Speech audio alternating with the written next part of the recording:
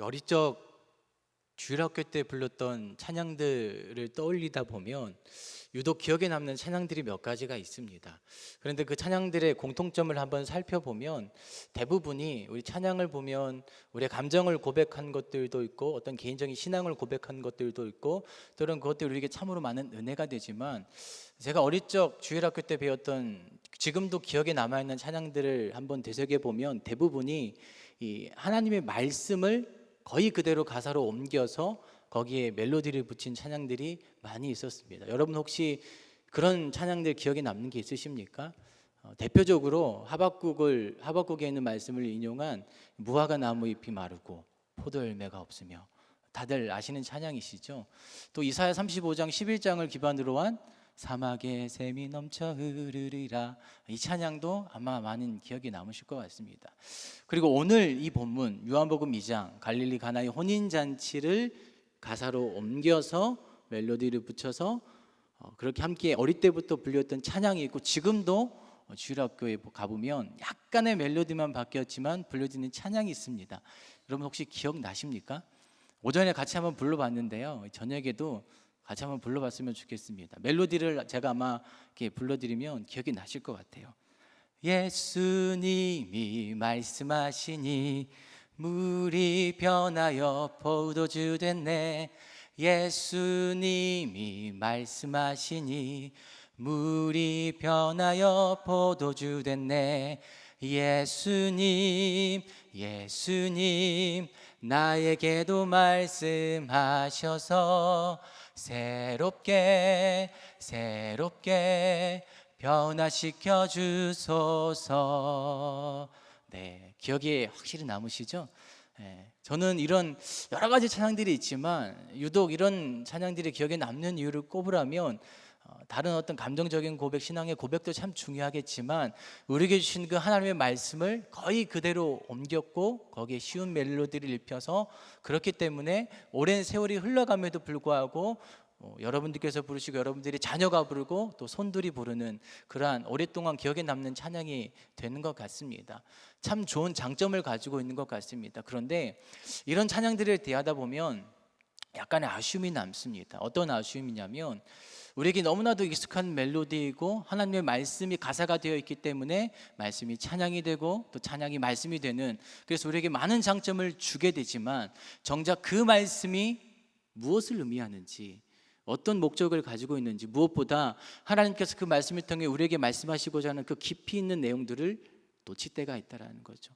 멜로디는 익숙한데, 가사는 익숙한데 정작 그 하나님의 말씀이 우리에게 좀 말씀하시고자 하는 의미를 놓칠 때가 있다라는 것입니다. 특별히 무화과 나무 잎이 마르고 포도 열매가 없으며, 이 찬양이 시작이 되면 굉장히 기쁘게 찬양하지 않습니까? 박수 치시면서. 그런데 율동도 하게 되고요. 그런데 사실 하박국의 입장에서 생각을 해보게 된다면 그가 과연 기쁨으로 이 찬양을 할 수 있었을까? 남유다 마지막 때에 정말로 어려운 때에 하나님 살아계십니까? 라는 그 의문이 드는 그 하박국이 이것을 찬양할 때, 얘기할 때에 과연 우리처럼 기쁘게 율동하면서 찬양할 수 있었을까? 못했겠죠. 오늘 이 요한복음의 말씀을 기반으로 한 방금 우리가 불렀던 찬양도 물론 기쁨으로 부를 수 있는 찬양이긴 하겠지만 익숙한 멜로디 때문에 정말 많은 하나님의 의미와 메시지가 이 본문에 담겨 있음에도 불구하고 놓치는 부분들이 많이 생긴다라는 것이죠. 오늘 이 저녁 가운데에 비록 긴 시간은 아니겠지만 한 절 한 절을 같이 저와 여러분들 살펴보시면서 이 말씀 속에 담겨져 있는 보물과도 같은 하나님의 그 의미를, 하나님의 메시지를 함께 발견하심으로 말미암아 더욱더 예수 그리스도 앞으로 나아가실 수 있는 저와 여러분 되시기를 간절히 축복합니다. 우리 먼저 성경 11절을 같이 한번 읽었으면 좋겠습니다. 오늘 본문 2장 11절 우리 같이 한번 읽겠습니다. 시작. 이 처음 표적을 갈릴리 가나에서 행하여 그 영광을 나타내심에 제자들이 그를 믿으니라. 제가 1절부터 읽지 않고 11절부터 읽은 이유는 이 방금 읽었던 11절 중에 우리가 주목해야 될 하나의 단어가 있기 때문입니다. 그것은 무엇이냐면 예수께서 이 처음 표적을 갈릴리 가나에서 행하여, 표적이라는 단어를 저와 여러분들이 먼저 좀 살펴봤으면 좋겠습니다. 마태, 마가, 누가, 요한복음 이 네 가지 복음서를 일컬어서 우리는 사복음서라고 얘기를 합니다. 그런데 사복음서 모두를 우리는 같은 방향으로 보지 않고 앞에 마태, 마가, 누가 이 세 가지 복음서를 공관복음이라고 묻게 되고 요한복음과 따로 떨어뜨려서 구분을 하게 됩니다. 그 이유는 뭐냐면 공관복음의 공간이란 이 의미가 얘기하듯이 앞에 세 가지 복음서는 같은 방향으로 이 복음서를 기록을 하고 있습니다. 그런데 유독 요한복음만 이 세 가지 복음서와 달리 기록되어진 차이점들이 참 많이 있습니다. 그 중에 한 가지를 꼽으라면 바로 이 표적 단어의 사용에 관한 것입니다. 무슨 얘기냐면요, 특별히 오늘 이 혼인잔치, 여러분 사실 제가 말씀드리지 않아도 아는 내용이지 않습니까? 혼인잔치에서 포도주가 떨어졌을 때에 예수님께서 물을 채우시고 포도주로 변하는 기적의 사건이 이 본문에 기록이 되어 있습니다. 그런데 만약 오늘 이 본문이 마태, 마가, 누가 이 공관복음에 기록되어져 있더라면 마태, 마가, 누가는 이것을 표적이라 기록하지 않고 기적, 이적, 예수 그리스도의 능력이라고 기록을 했을 것입니다. 그런데 요한은 표적이라고 기록하고 있습니다. 혹자가 이렇게 얘기하는 것이 있습니다. 마태, 마가, 누가 공관복음이 다루는 기적들은 본질적으로 종말론적이다. 그러나 요한복음이 다루는 기적들은 본질적으로 기독론적이다. 쉽게 말씀을 드리면요, 성경 사복음서에 보시면 수많은 기적들이 등장을 하게 됩니다. 마태에도 있고 마가에도 있고 누가에도 있고 요한복음에도 많은 기적들이 함께 등장을 하게 됩니다. 그런데 마태, 마가, 누가는 종말론적이다. 바꿔 얘기하면 종말의 때가 언제입니까? 하나님께서 이 땅에 완전히 왕으로 임하셔서 통치가 임하는 그때에 어떠한 일이 일어날지를 미리 우리에게 얘기해 주고 있는 것이죠. 한마디로 공관복음은 기적에 주목을 하고 있다는 것입니다. 예수님이 일으키는 그 사건에 주목을 하고 있다는 것입니다. 예수님께서 왕으로 통치하시는 우리가 그렇게 소망하고 기대하는 천국이 임할 때에 이러한 일들이 일어날 거야 라는 그 사건, 기적에 주목을 하고 있다는 것이죠. 그런데 요한복음의 요한은 그 기적보다는 그 사건보다는 그 사건이 누구를 가리키는가, 그 사건의 주체가 누구이신가, 여기에 주목을 하고 있다는 것입니다. 몇 가지 예를 들면요, 이 공관복음에는 귀신을 쫓아내는 기적들이 많이 일어납니다. 왜 그러냐면 아까 제가 말씀드렸죠, 종말의 때에 일어날 사건을 집중하고 있다. 종말의 때에 여러 가지 일들이 일어나겠지만 하나님께서 왕으로 통치하신 하나님의 나라가 완전히 이 땅 가운데 실현할 때에 무엇이 물러갈 수밖에 없습니까? 귀신들이 물러갈 수밖에 없겠죠. 이 땅을 지금도 여전히 호시탐탐 노리는 악한 사단의 무리들이 종말의 때는 다 물러갈 수밖에 없겠죠. 사라질 수밖에 없겠죠. 그렇기 때문에 귀신을 쫓아내는 기적들이 마태, 마가, 누가 공관복음에는 등장을 하게 됩니다. 그런데 요한복음에는 등장을 할까요, 안 할까요? 질문이 어렵습니까? 네. 등장을 하겠습니까, 안 하겠습니까? 살펴보시면 귀신 쫓아내는 기사들이 요한복음에 등장하지 않습니다. 왜냐하면 종말이 아니라 기독론, 예수 그리스도께 집중을 하고 있기 때문입니다. 또 한 가지를 설명드리면 이 세 가지 복음서에는 천국이 이렇다더라는 비유로 표현한 것들이 굉장히 많이 등장을 하게 됩니다. 그런데 요한복음에 등장을 할까요, 안 할까요? 하지 않습니다. 왜 그럴까요? 종말의 때가 아니라 이 종말의 사건보다 이 사건을 통해 가리키시고자 하는 주체, 대상에게 집중을 하고 있기 때문이죠. 그렇기 때문에 오늘 이 11절에 보시면 예수님께서 행하신 이 기적의 사건을 기적, 이적, 능력이라고 기록되어 있지 않고 표적이라고 있습니다. 다시 한 번 더 짧게 설명드리면요, 앞에 공관복음은 이 세 가지 복음서는 예수님이 행하신 놀라운 능력의 사건들을 미라클, 기적이라고 기록하고 종말에 집중을 하지만 요한복음은 미라클이 아닌 사인, 무언가를 가리키고 상징하고 무언가를 지칭하는 대상이 있는, 여러분 그 대상이 누구이겠습니까? 예수님이시겠죠. 저 정확하게 얘기하면 하나님 되신 예수님이 되는 것입니다. 여러분, 이 표적이라는 이 의미를 꼭 기억하셨으면 좋겠습니다. 이 표적이라는 의미는 단지 오늘 이 갈릴리 가나에 일어난 혼인잔치만 해당되는 얘기가 아니라 요한복음 전체를 관통하는 하나의 중요한 키워드가 될 수 있습니다. 요한복음 읽을 때에 표적이라는 단어가 굉장히 많이 등장을 하게 되는데, 이 표적이라는 단어를 기억하신다라면 오늘 이 갈릴리 가나 혼인잔치가 무엇을 얘기하는지를 보다 쉽게 이해할 수 있기 때문에 제가 앞서서 먼저 잠시 설명을 드린 것입니다. 그렇다면 먼저 오늘 본문 1절과 2절을 같이 한번 다시 읽어보겠습니다. 1절부터 2절까지 같이 읽겠습니다. 시작. 사흘째 되던 날에 갈릴리 가나에 혼인이 있어 예수의 어머니도 거기 계시고 예수와 그 제자들도 혼인의 청함을 받았더니. 오늘 1절과 2절에 보시면 갈릴리 가나에 일어나는 혼인잔치의 배경을 설명하고 있습니다. 크게 두 가지로 구분해 본다면 하나는 시간에 관한 것이고 또 하나는 장소에 관한 것입니다. 여러분들 1절 시작할 때에 어떤 단어로 시작을 하고 있습니까? 사흘째 되던 날에 시간을 기록하고 있습니다. 그런데 여러분, 이것을 한번 그냥 빼보십시오. 빼고 그 다음에 무엇이 등장합니까? 갈릴리 가나에 혼인이 있어. 굳이 사흘째 되던 날이라는 이 시간적인 의미를 넣지 않아도 이 본문을 이해하는 데에 크게 어려움이 없습니다. 이 당시에 어떤 일이 일어났는지, 어떤 사건이 일어났는지, 기적이 일어났는지 이해하는 데 크게 어려움이 있지 않습니다. 그런데 왜 굳이 2장 1절에 시작할 때 사흘째 되던 날이라는 이 단어를 집어넣으셨을까요? 혹시 성경을 가지고 계시다라면 계신 분들 한번 성경을 보시면 좋을 것 같고, 혹시 안 가지고 계시더라도 생각하시면서 제 설명을 잠깐 들으셨으면 좋겠습니다. 요한복음 1장 1절부터 18절까지는 시간적인 역사를 기록하지 않습니다. 시간적인 역사가 아니라 요한복음이 말씀하시고자 하는 하나님은, 예수님은 이런 분이다. 태초에 말씀이 계시니 그 말씀과 함께 예수님이 계셨다.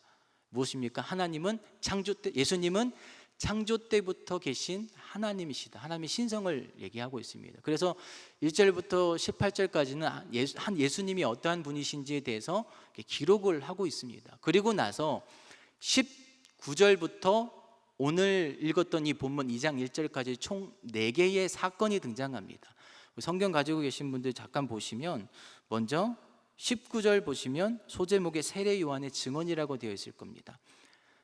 세례 요한이 갑자기 등장하니까 유대인들이 갑자기 그의 정체가 궁금해지기 시작합니다. 범상치 않은 인물 하나가 등장하기 시작하니까 유대인들이 레인들과 제사장들을 보내어서 그가 누구인지를 묻게 되는 사건이 일어납니다. 그게 19절의 사건이고요. 그리고 29절을 보십시오. 29절 시작할 때에 어떤 단어가 쓰여져 있습니까? 이튿날이라고 되어 있습니다. 그러면 어떤 날을 기점으로 이튿날이 되겠습니까? 세례 요한, 너 누구냐라고 물었던 그 사건 다음 날에 이튿날입니다. 그러니까 둘째 날이 되는 거겠죠. 그 둘째 날은 어떤 사건이냐? 예수님이 세례 요한에게 세례 받으시는 사건이 일어나는 때입니다. 그리고 35절을 보십시오. 시작할 때 또 뭐라고 되어 있습니까? 또 이튿날.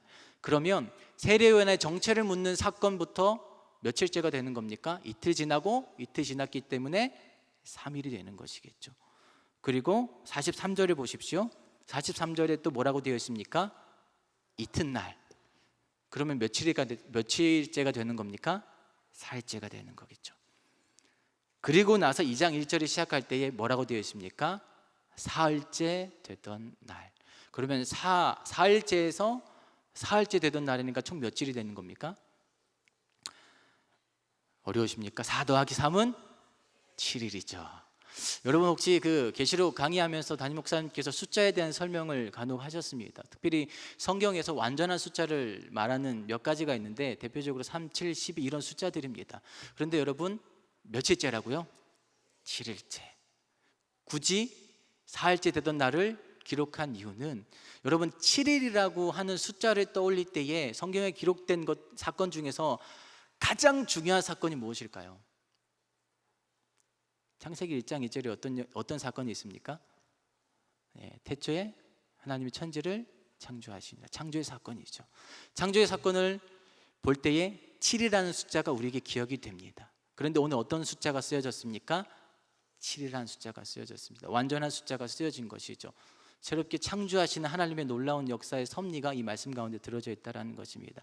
그리고 또 한 가지, 제가 아까 표적에 대한 설명을 드렸습니다. 요한복음은 철저하게 기적의 사건이 아닌 그 사건이 가리키는 대상, 예수 그리스도께 주목하고 있다고 말씀을 드렸죠. 그런데 이런 표현들 기억나십니까? 나는 선한 목자다, 나는 생명의 떡이다, 나는 양의 문이다, 길이요 진리요 생명이 부활이니 참포도나무니, 이런 표현들 기억나십니까? 어디에 등장할까요?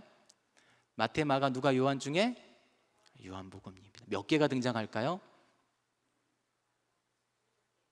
네, 7개가 등장합니다.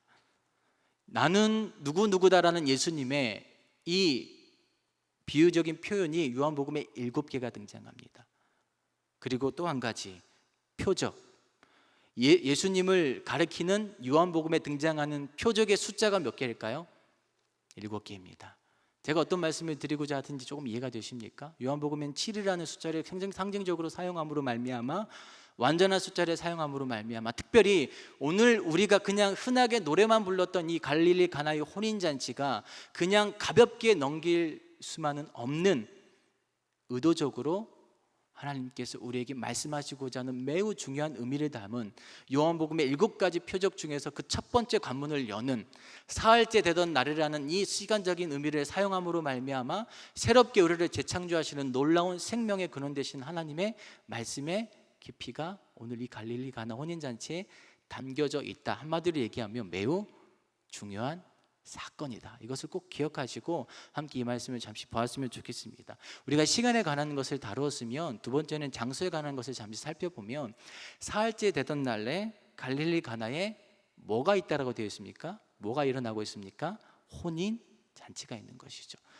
지리적으로 갈릴리 가나보다 오늘 더 중요한 장소적인 의미는 혼인 잔치입니다. 여러분, 한 사람이 태어나서 그가 살아가면서 겪게 되는 수많은 잔치 중에, 축제 중에 가장 중요한 잔치가 어떤 잔치입니까? 뭐라고요? 그쵸, 혼인잔치입니다. 쉽게 대답을 못하시죠? 혼인잔치입니다. 일륜제 대사라고 얘기하는 한 사람의 인생에 있어서 가장 중요한 잔치는 누가 뭐라 해도, 아니 세상에 있어서 혼자만의 잔치가 아니라 양가 집안의 잔치이고 양가 집안에 얽혀있는 모든 관계 공동체가 함께 모여서 세상에서 누릴 수 있는 가장 귀한 잔치는 혼인잔치입니다. 그 혼인잔치가 여러분, 우리가 천국을 비유할 때에 어떤 잔치로 비유합니까? 혼인잔치로 비유하죠. 특별히 마태복음 25장 같은 데 보면 예수님이 신랑 되시고 우리가 그분의 신부가 되어 천국을 상징하는 혼인잔치가 등장하지 않습니까?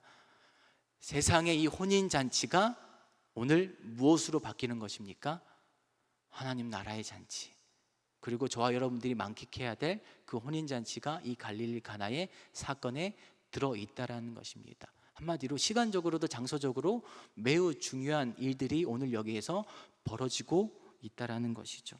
우리가 이런 배경들을 잠시 살펴보았다라면 우리 3절과 4절을 같이 한번 읽어보겠습니다. 3, 4절 같이 읽겠습니다. 시작. 포도주가 떨어진지라 예수의 어머니가 예수에게 이르되 저들에게 포도주가 없다 하니 예수께서 이르시되 여자여 나와 무슨 상관이 있나이까 내 때가 아직 이르지 아니하였나이다. 여러분, 혼인잔치는 기쁨의 날입니다. 누가 뭐라 해도 기뻐해야 되고 축제해야만 되고 슬픈 일, 어려운 일, 그런 일들이 없어야만 합니다. 그런데 큰 문제 하나가 발생하였습니다. 무엇입니까? 3절을 시작할 때에 포도주가 떨어진지라. 이게 왜 큰 문제일까요? 당시 유대 혼인잔치는 저희처럼 뭐 하루 이틀 진행되는 것이 아니라 보통 일주일 동안 진행되었다라고 합니다.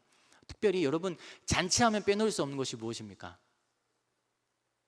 떡이요. 네. 음식이지 않습니까? 네, 떡도 맞고요. 음식이지 않습니까? 잔치집에는 음식이 떨어지면 안 됩니다.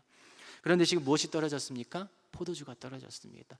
그 당시에 유대인들에게 있어서 포도주는 단순히 술의 개념이라기보다는 그들의 갈증을 해소할 수 있고 가장 생활에 밀접한 곳에서 함께 해왔던 가장 흔한 음식이었습니다. 그리고 잔치상에서 절대로 떨어지지 말아야 될 음식 중에 하나였습니다. 단순히 음식이 떨어진 정도가 아니라 당시에 포도주가 떨어졌다는 것은 집안의 수치였고, 제가 어떤 기록을 보니까 소송까지 할 수 있는 굉장히 치명적인 지금 문제가 이 가정 가운데 발생을 하게 된 것입니다. 그런데 이 눈에 보이는 가시적인 문제보다 더 큰 문제 하나가 발생하고 있다는 것을 저와 여러분들이 좀 주목했으면 좋겠습니다. 그것이 무엇이냐면 포도주가 떨어졌을 때에 이 문제를 해결하고자 가장 먼저 개입한 인물이 누구일까요? 신랑입니까? 신부입니까? 양가 부모입니까? 누가 개입하기 시작합니까? 예수의 어머니 마리아였습니다. 근데 왜 마리아가 개입을 하고 있을까요? 1절을 보시면요, 혼인잔치가 있었는데 거기 예수의 어머니가 있더라고 기록이 되어 있습니다. 이런 구절을 통해서 우리가 짐작할 수 있는 것은 무엇이냐면 예수님의 어머니 마리아가 단지 완전한 손님으로만 초대받은 자리가 아니라 그 혼인잔치에서 무언가를 돕고 있는 이 당사자들, 결혼의 당사자가 되는 사람들과 뭔가 관계가 있는 친척이 될 수 있다라는 이 관계가 암시되어 있는 것이죠. 그렇기 때문에 마냥 손님으로만 있지 않은 이 마리아, 여러분 생각해 보십시오. 손님이 남의 집 음식 떨어졌다고 갑자기 남의 집 부엌 들어가서 음식 만들고 음식 구하고 이게 말이 되는 거겠습니까? 오지랖 넓은 거겠죠. 그런데 마리아가 그만큼 이 개입할 여지가 있기 때문에 포도주가 떨어진 이 가시적인 문제를 보고 개입을 하기 시작한 겁니다. 그런데 마리아가 선택한 방법은 무엇입니까?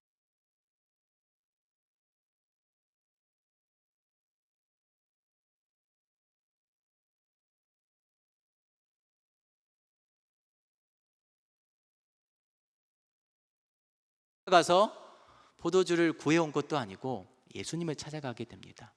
예수님을 찾아가게 돼서 뭐라고 얘기하고 있습니까? 포도주가 떨어졌습니다. 뭔가 예수님께서 자신이 얘기하면, 그리고 어떤 관계입니까? 모자 관계이지 않습니까? 가까운 관계이지 않습니까? 그렇기 때문에 마리아가 예수님께 요청하였을 때에 포도주가 떨어졌어요 라고 얘기를 하면 당연히 뭐가 돌아올 거라고 생각을 하겠습니까?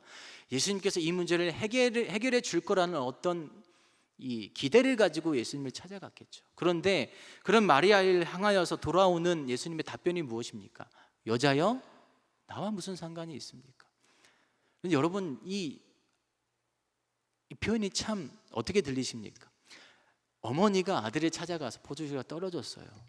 그런데 돌아오는 답변이 여자여, 나와 무슨 상관이 있습니까? 굉장히 싸가지 없는, 그렇죠? 그런데 여러분, 이 한글로만 읽다 보면 이게 굉장히 버릇없어 보이고 거칠은 예수님의 거절의 표현처럼 보이지만 원문을 보게 된다라면 그렇게 하대하거나 무시하는 표현들은 아닙니다. 그럼에도 불구하고 분명한 건 뭐냐면 거절했다라는 것이죠. 기대를 가지고 예수 그리스도 앞에 나아가서 문제에 대해서 상고했음에도 불구하고 예수님은 거절하였습니다. 분명하게 거절하였습니다. 그런데 그 분명한 거절의 이유를 이렇게 표현하고 있습니다. 내 때가 아직 이르지 아니하였습니다. 무슨 얘기겠습니까?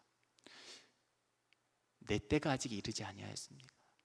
여러분, 요한복음에서 말씀하고 있는 때는 무엇이냐면 예수 그리스도의 죽으심 그리고 부활을 얘기하고 있습니다. 여러분, 제가 아까 요한복음에 7개의 표적이 등장한다고 말씀을 드렸죠. 철저하게 예수님을 가리키고 그 예수님께서 이루셔야 될 하나님의 때 죽으심과 부활을 철저하게 가리키고 있다는 것이죠. 무슨 얘기냐면요, 우리에게 문제가 발생하였을 때, 어려움이 발생하였을 때에 예수님께서 우리의 문제를 관가하시거나 가볍게 여기시거나 나와 상관없어, 나에게 그것을 왜 얘기하니, 너와 나가 무슨 관계가 있니, 이렇게 우리를 멸시하거나 멀리하고자 하는 말씀이 아니라 그것보다 예수님께서 지금 이 땅에 오신 더 분명한 목적이 있다는 거예요. 그게 무엇입니까? 죽으러 왔다라는 겁니다. 죽으러 왔고 부활할 때에, 그때에 비로소 무엇이 일어나냐면 하나님의 영광이 드러나기 때문에 나는 그 일을 하기 위해 왔다라는 분명한 예수님의 이 땅에 오신 목적을 지금 밝히고 있는 것이죠. 물론 우리의 문제를 해결하기 위해 오셨습니다.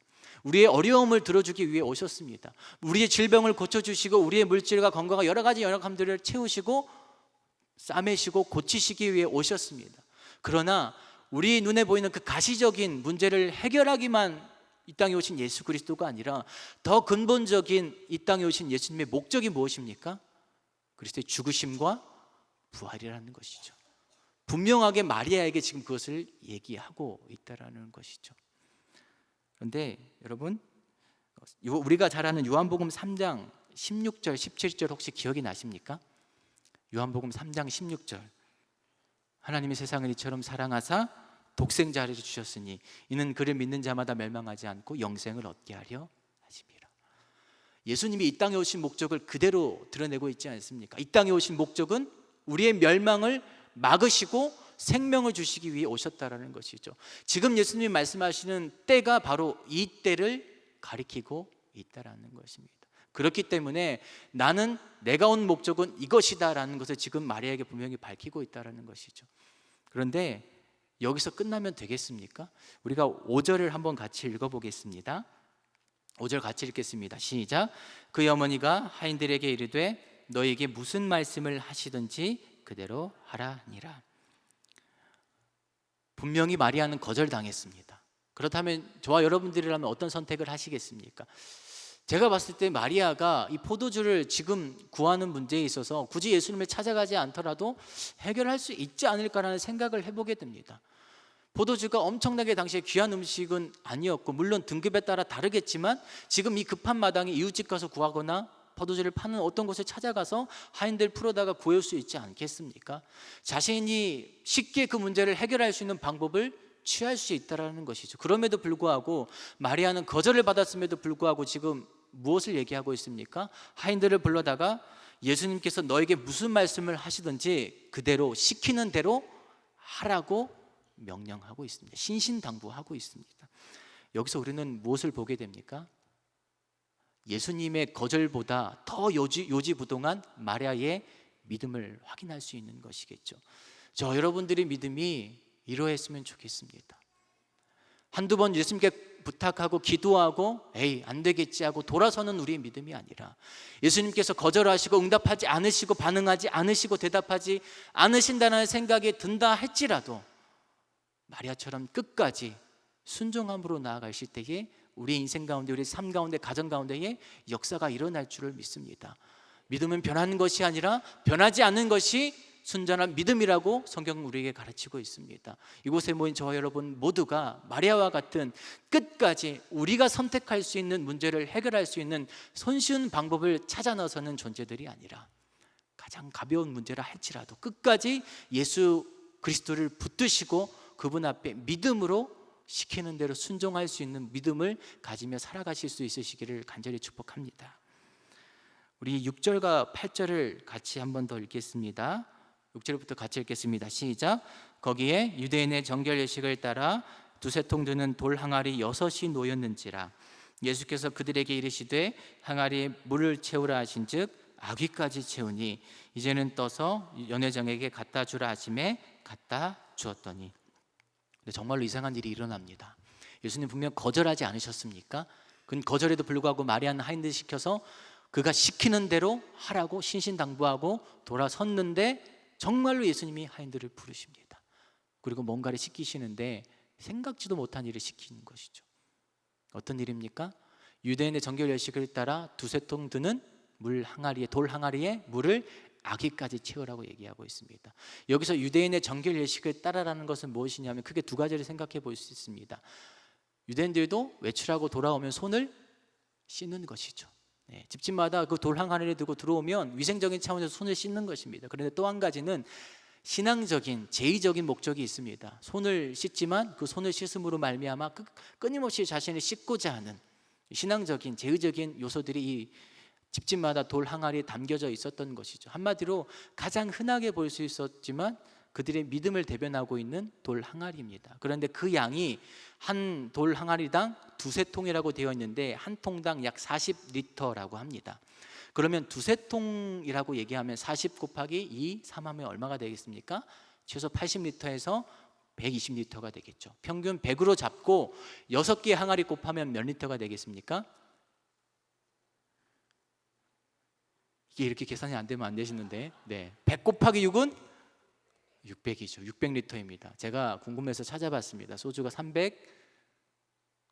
350리터고요. 막걸리가 750리터. 뭐 제가 잘 모르지만 어쨌든 평균 그렇더라고요. 그런데 소주로 따지면 2,000병 가까이 나오고요. 막걸리로 따지면 900에서 1,000병 가까이 나오게 됩니다. 제가 이 말씀 드리냐면 결코 적지 않은 풍성하게 하나님 예수님께서 물을 지금 채우셨다라는 것을 말씀해주고 있는 것이죠. 그런데 여기서 중요한 것은 무엇이냐면요, 예수님이 그 물을 채운 다음에 그것을 누구에게 갖다 주라고 하고 있습니까? 연회장에게 떠서 갖다 주라고 하고 있습니다. 연회장이 누구냐면 이 모든 혼인잔치를 관장하는 이 연회의 장, 잔치집의 가장 이 잔치를 관장하는 최고의 리더, 한마디로 얘기하면 뭐 지배인, 이 모든 것들을 관장하는 사람을 얘기하고 있습니다. 여러분, 잔치집에 음식이 떨어졌을 때 사실 가장 급한 사람이 누구일까요? 연회장이지 않겠습니까? 이 문제를 가장 실감하고 있는 존재가 누구일까요? 연회장이지 않겠습니까? 가장 난리난 사람은 연회장이겠죠. 그런데 그 연회장에게 하인들이 물을 갖다 주었을 때 연회장의 반응이 어떻게 기록되어 있습니까? 우리 9절과 10절을 같이 한번 읽어보겠습니다. 9절 10절 같이 읽겠습니다. 시작. 연회장은 물로 된 포도주를 맛보고도 어디서 났는지 알지 못하되 물도온 하인들은 알더라. 연회장이 신랑을 불러 말하되 사람마다 먼저 좋은 포도주를 내고 취한 후에 낮은 것을 내거늘 그대는 지금까지 좋은 포도주를 두었도다 하니라. 굉장히 좀 완곡한 표현으로 기록되어 있지만 여러분 한번 생각해 보십시오. 지금 포도주가 떨어져서 발을 둥둥 구르고 있을 그 연회장에게 갑자기 하인들이 오더니 물 한 바가지 줍니다. 근데 마셔보니 포도주입니다. 그런데 그 맛이 자신이 지금까지 맛보지 못했던 최상급의 포도주였습니다. 기쁨보다 지금 뭐가 일어나냐면 화가 일어납니다. 그래서 누구를 부르게 되는 겁니까? 신랑을 부릅니다. 그리고 신랑에게 지금 역정멘트로 말을 하고 있는 것이죠. 여보게 신랑, 자네도 알고 나도 알고 잘 알고 있는 사실이 있지 않는가? 잔치집에 가장 먼저 제일 좋은 포도주를 내고 그 다음에 취한 뒤에 취해서 그 맛을 분간하지 못할 즈음에 등급이 낮은 포도주를 내는 것이 우리가 잘 알고 있는 전통이고 관례인데 갑자기 좋은 포도주 어디서 났는가? 자신이 직접 맛보고도 경험하고도 지금 이 포도주의 근원을 알지도 못하고 너무 어리둥절한 상황 가운데 있다는 것이죠. 여기서 우리는 하인과 연회장 이 두 부류를 주목했으면 좋겠습니다. 여러분, 잔치집에서 하인들은 어떤 존재들일까요? 아무도 주목하지 않은 존재입니다. 시키는 대로 해야만 되는 자들이었습니다. 아무도 거들떠보지 않고 생각할 수 없고 계획할 수 없고 누군가 시키는 대로 그저 일만 하는 존재들이었습니다. 그런데 그 하인들은 이 포도주가 어디서 났는지를 알고 있었습니다. 이 포도주의 존재가 물에서 포도주가 바뀌었다는 그 사실을 하인들은 알고 있습니다. 그런데 더 중요한 것을 그들은 알고 있었습니다. 무엇입니까? 이 물을 포도주로 바꾼 그분이 누구인지를 하인들은 알고 있었습니다. 그런데 연회장은 어떻습니까? 포도주를 맛보았습니다. 지금 가장 그에게 시급한 문제, 포도주가 떨어진 문제가 해결이 되었습니다. 그것도 단순히 해결된 것이 아니라 가장 좋은 포도주를 맛봄으로 말미암아 이제 얼마든지 마음껏 포도주를 낼 수 있는 문제 해결을 보았습니다. 그런데 그는 여전히 이 포도주가 어디서 났는지, 이 포도주를 주신 예수님에 대한 존재는 알지 못하고 있는 것이죠. 여러분, 우리가 이러할 때가 있는 것 같습니다. 문제의 해결은 받았는데, 그래서 기뻐할 수는 있는데 정작 그 문제를 해결해 주신 예수 그리스도에 대한 분명한 믿음과 확신과 신앙이 우리에게 있는지 물어봐야 되지 않겠습니까?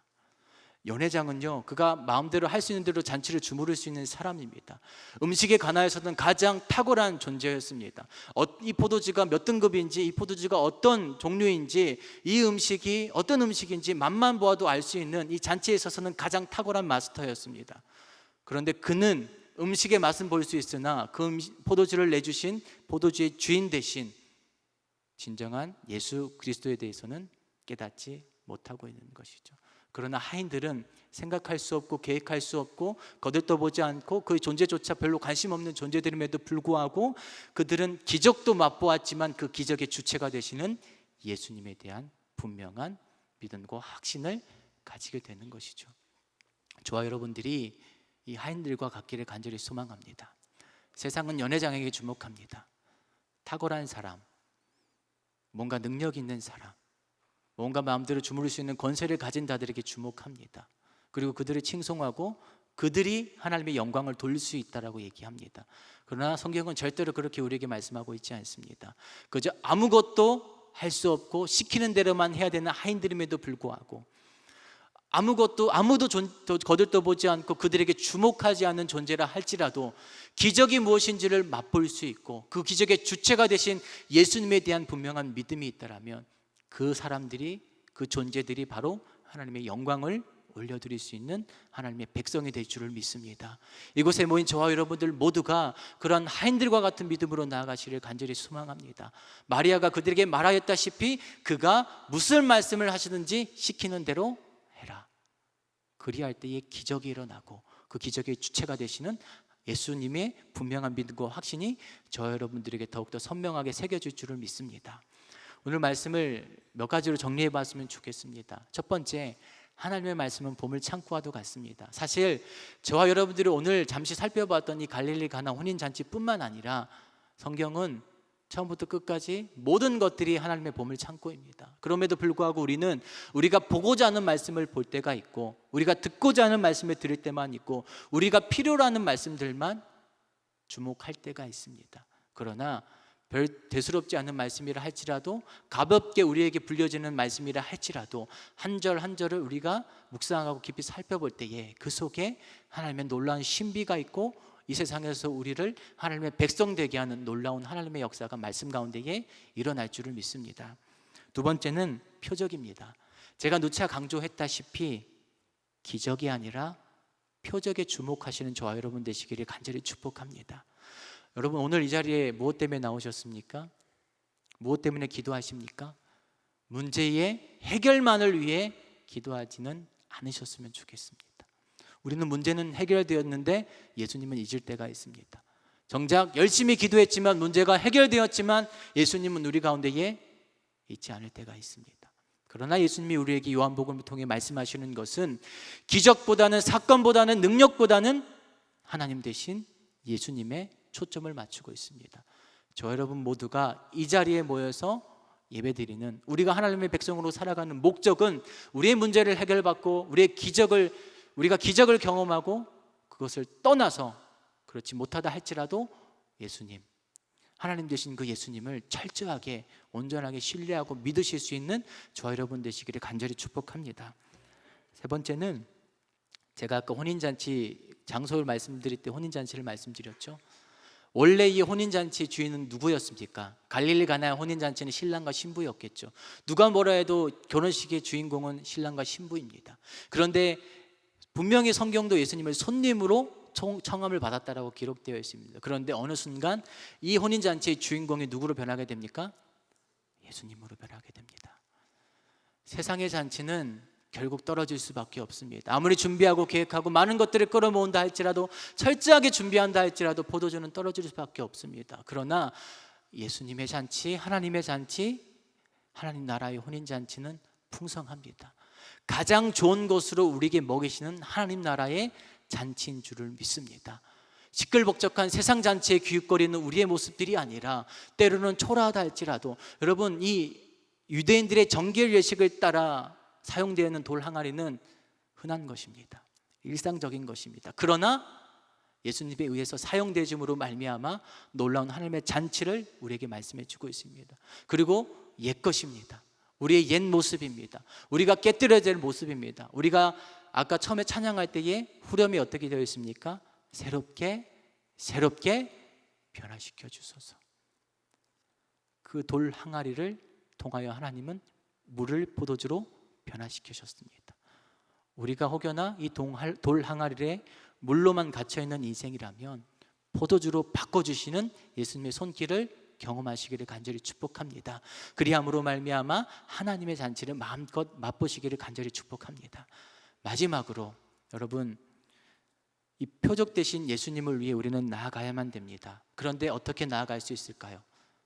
마리아가 순종할 때에, 하인들이 순종할 때에, 무엇보다 철저한 순종을 오늘 이 본문을 통해서 누가 우리에게 가르쳐 주고 계십니까? 예수님께서 마리아의 요청에도 불구하고 내 때가 아직 되지 아니하였다. 나는 철저하게 하나님께만 순종하는 존재이다.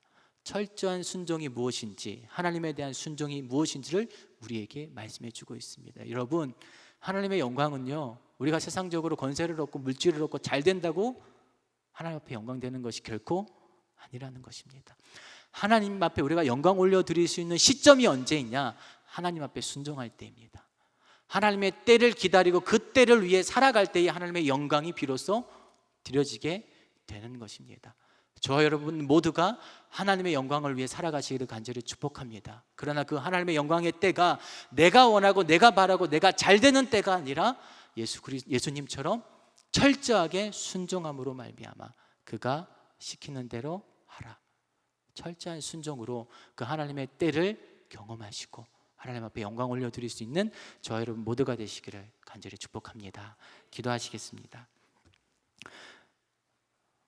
하나님, 오늘도 우리에게 이 저녁 가운데에 갈릴리 가나의 혼인잔치로 말씀하여 주시니 감사합니다. 특별히 기적이 아닌 예수님께 집중할 수 있는 우리의 삶이 되게 하여 주시옵소서. 문제의 해결받음만을 위해서 이 자리에 나온 것이 아니라 예수님 만나기 위해 날마다 이 저녁의 시간 가운데에 예배함으로 나올 수 있는, 기도할 수 있는, 찬양할 수 있는 우리의 확고한 믿음과 순종되게 하여 주시옵소서. 그리고 그 순종으로 말미암아 하나님의 때를 기다리고 하나님 앞에 영광을 올려드렸던 예수님과 마리아와 하인들과 같이 철저하게 순종할 수 있는 우리 안산제일교회 모든 성도들 될 수 있도록 인도하여 주시옵소서. 감사드리며 그렇게 우리를 인도하실 예수님의 이름으로 기도드립니다.